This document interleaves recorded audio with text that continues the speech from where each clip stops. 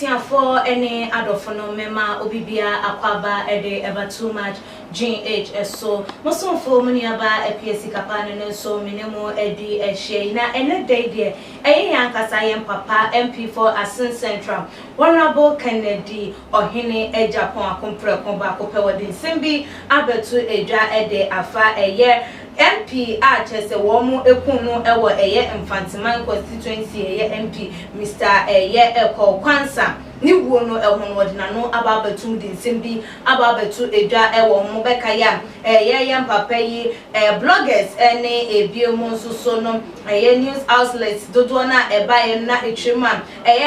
MP eye Eko Kwansa eye wona buyi woko eye campaign anase MPP rally bi chese wo ba na wo bebeto eye ni nkwanhie wom ewo kwantempon eso ewo eye Mfantiman kwan no eso ehono ma chese eye eyewitness a wo hu nsem no de betu edwa ese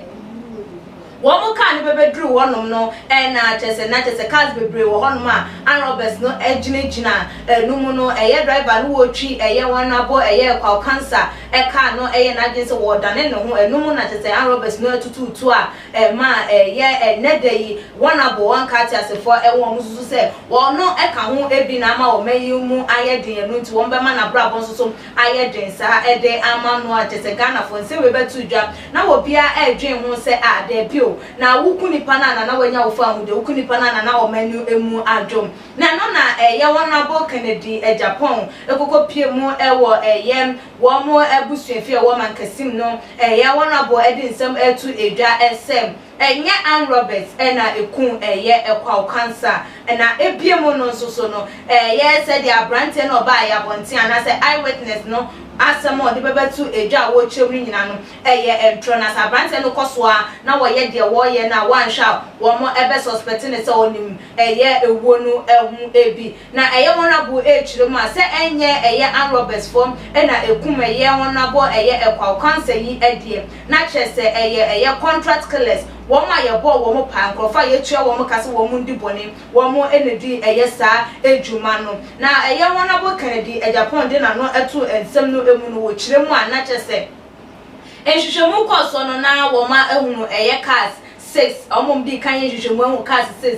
chese womo atutu womo anu nanso so Honorable chemu a wono ene na pamfo ene ne nhwehwefo emufo etu anamon no omenya cars 8 a womo no womo atwetwe nkomo a ebra incident ni si ye no na womo cars cars na ye chese apake ewo honom na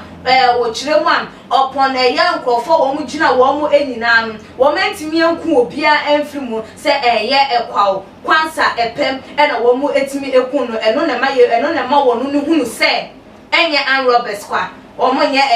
mere Ann Roberts nemom they are contract killers na nse webeto je na Ghana for say adebi Honorable den kwa na wonkwa wo paju obi ase aho abodin be nkwa na wonkwa wo hwehwe ntidane dansem bi apese wo de wano tum dane da wo pese wo de wano eto ensemu jebi dan kwa aduwoi wo de wano tumu se enkrofo bebre wo mayi mu a Honorable Kennedy Ejapon ni nyina wa ye hwehwemu ni nyina wa hwehwemu ni nyina je se wo de wano atum ensusu ye hu de ensem no ekokokosi se ya busuafo a wo hye wo mobo se han wo be kwa akopel nkrofo na de akwa mu se die what done investigator what done criminal inspector and I said they just Ghana force wo mu hu di a wo mo fa ma Honorable Kennedy Ejapon se die wo nye MPBM na se ye mum ye de na ye IGP se de na ye inspector se de na ye den wo mu entimi enye den enchirem na ne bi busa se enyim bia Honorable wo court case no ajaje fo akokodi wo matem no wa hwe ano aso ano awie ansa na do ano ato obi ensem because wo hwe wo die ewia wo yi wani asimpunu ewia na wotimi yi obi die na ge die da so tua wo sei na wo kwakwa yi obi die de amane ne chese Ghana form etwa de ebo Honorable Kennedy Ejapon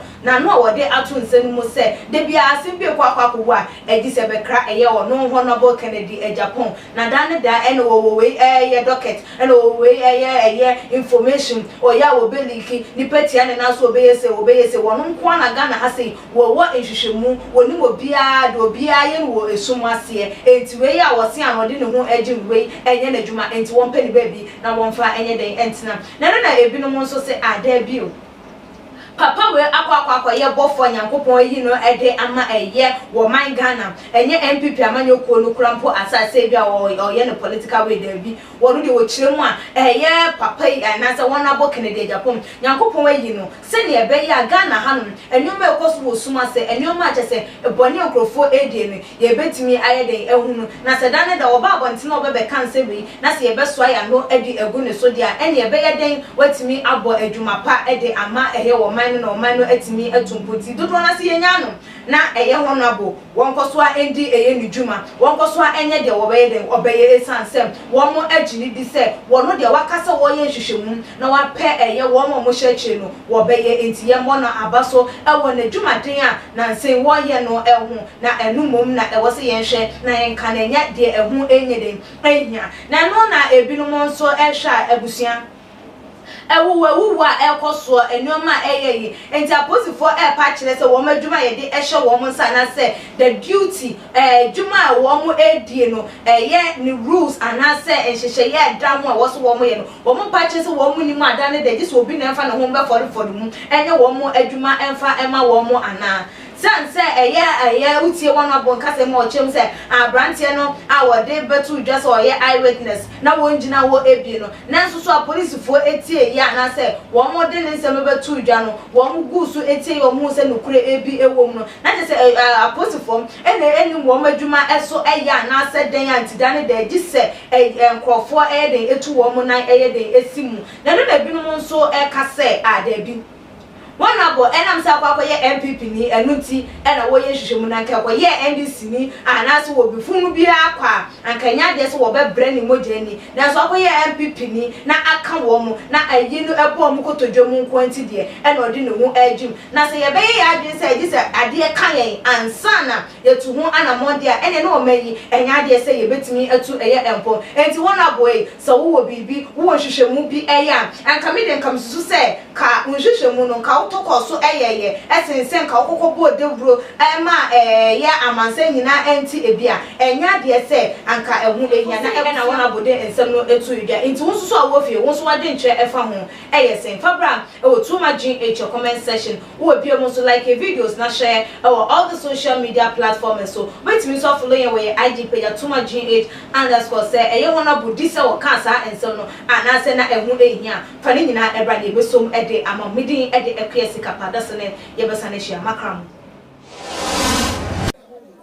Too much GH. Me did akose Japan. E brepi am person me TV. Me share too much GH.